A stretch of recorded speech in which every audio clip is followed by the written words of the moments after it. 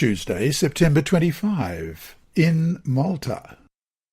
It was only upon reaching the shore that the survivors learned they were in Malta, a small island in the centre of the Mediterranean, just south of Sicily.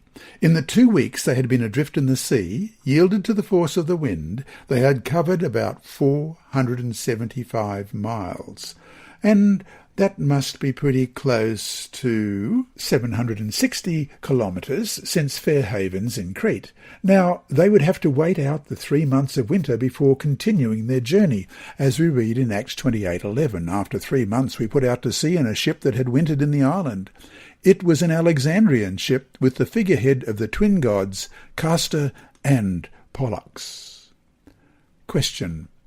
Read Acts 28, verses 1 through to 10. What happened to Paul on the island of Malta, and how was God able to use him? So Acts 28, beginning at verse 1. Once safely on shore, we found out that the island was called Malta.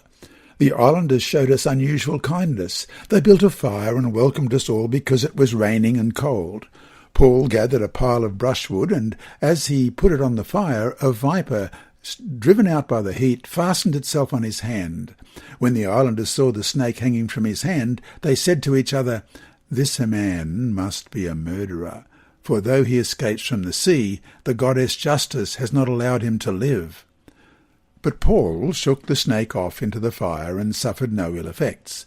The people expected him to swell up or suddenly fall dead, but after waiting a long time and seeing nothing unusual happen to him, they changed their minds and said he was a god. There was an estate nearby that belongs to Publius, the chief official on the island. He welcomed us to his home and showed us generous hospitality for 3 days. His father was sick in bed, suffering from fever and dysentery. Paul went in to see him and, after prayer, placed his hands on him and healed him. When this had happened, the rest of the sick on the island came and were cured.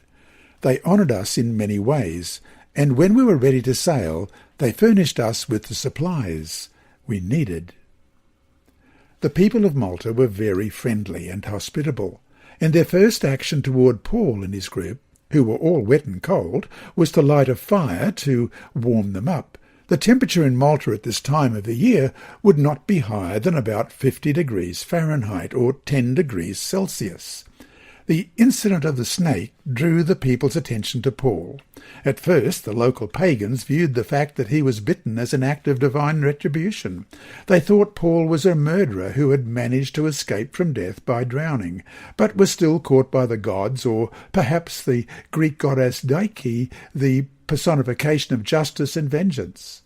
Because the apostle did not die, he was hailed as a god, as had happened in Lystra several years before, and we read about that in Acts 14. Though Paul does not dwell on the episode, it is probably safe to assume that Paul took advantage of the situation to bear witness of the God he served. Publius was either the Roman procurator of Malta or just a local dignitary, but he welcomed Paul and his companions for 3 days until they found a more permanent place to stay. At any rate, the healing of this man's father gave Paul the opportunity to engage in a sort of healing ministry among the Maltese people. In Luke's account, there is no mention of a single convert or of any congregation Paul left behind when he departed from Malta. Such omission might be entirely coincidental, but it illustrates the fact that our mission in the world goes beyond baptisms or church planting. It also involves concern for people and their needs. This is the practical aspect of the gospel, as we read in Acts 20 and verse 35.